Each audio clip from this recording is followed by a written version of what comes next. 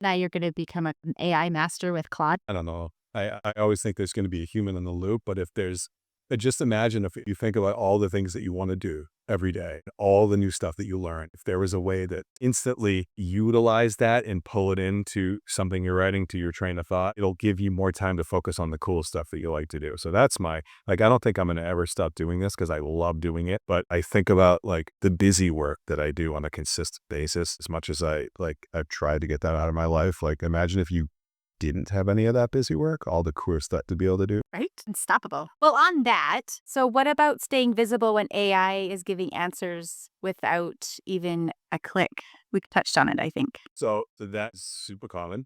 This was like last July, that 50% of searches were 0-click searches, and that was last July.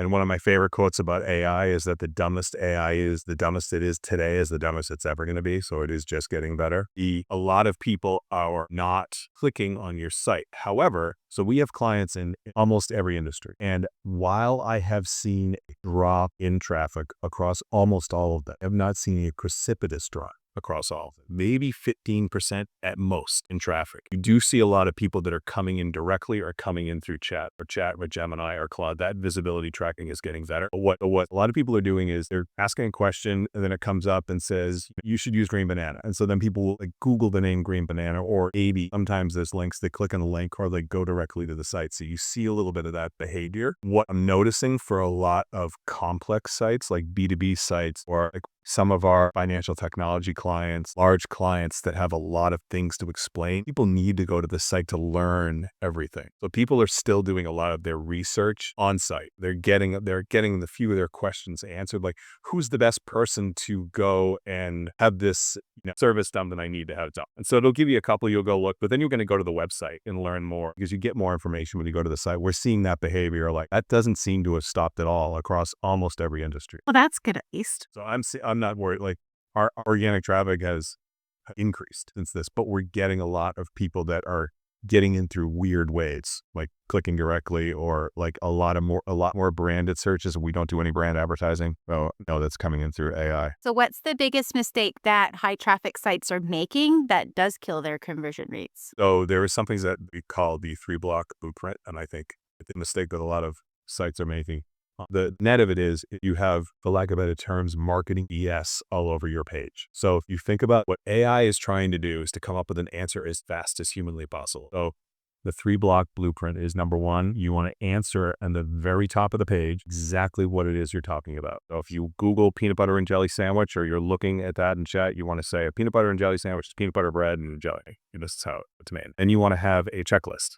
Peanut butter and jelly sandwich is made of this type of bread, this type of jelly, this type of peanut butter, and then it goes on how to assemble it, right? So just think about that. And then the last piece is the what's next, like eat it with milk, go buy peanut butter and jelly sandwiches. So if you think of 3 blocks is answer, proof block, and then the what's next block. And the what's next block for us, we do FAQs. You're looking for like, can I eat it?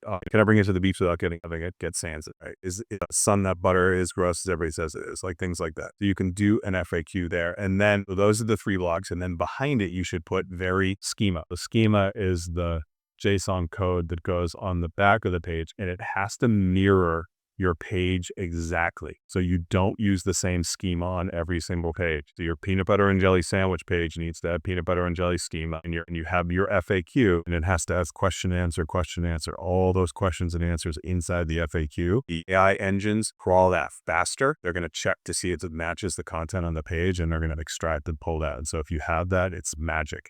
If you don't know what schema is, I like to ski, and schema sounds like skiing. And I was trying to find a way that wasn't super boring to talk about schema. So I wrote something called Schema Mountain. So it's like a beginner trail, intermediate trail, expert trail schema, and gave all of the schemas so you can just steal them. I can download all the examples of it on my site. Fun. So you said that you deal with a lot of different industries. What do you think is your ideal client that you have these days? So the ideal client isn't the industry. It's a client that becomes a partner that works with us. So if you look at all of the projects that we've had, like we have some clients that about 15 years. So if you look at all the clients that we have across the board, like I would say my top 3 clients would be a huge billboard company, a big real estate company. Actually, I'm going to say 4, big bank, and an insulation contractor. Every single one of the people we communicate with in every one of those projects talks to us on a regular basis. They share as much information with us as that we share back with them, and they're respectful and nice. So they work with the team, like we try to be an extension of the team. So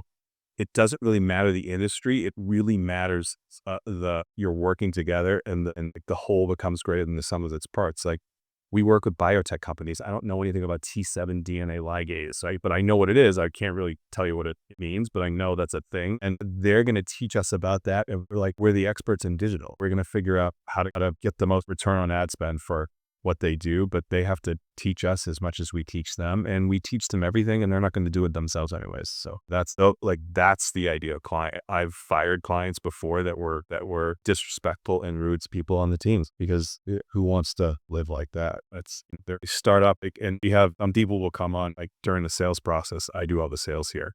Sometimes people will start a conversation that I've been screwed like digital marketing people before, and you guys are probably not going to work well, but I'll try you anyways. I'm like, this isn't going to work. Just let's stop the conversation right now. You're not a good fit, because I don't want to spend the first 6 months of the engagement or 3 months of the engagement trying to convince them that we're not making stuff up. That's not a good fit.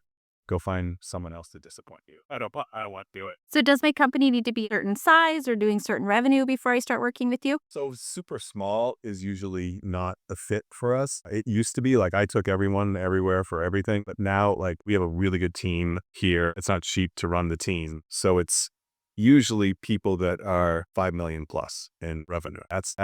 You have that and way up. But usually if you're small, you get super stressed out about the bill, and then you're like freaking out in the first 2 months, and things do not happen overnight, especially with AEO and SEO. So it takes a while to go, but I always help, like people will come to me that aren't ready yet, and I'll just give the tips. So like, you should do this, you should do this. And when you're ready, come back to me and we'll help. Awesome. So what are some of the big goals you're looking to achieve in the next year or two? Well, I want to continue. Like we're already 20% up. We were for last year and your revenue. And I want to continue on that, scaling the team a little bit more. I just finished writing a book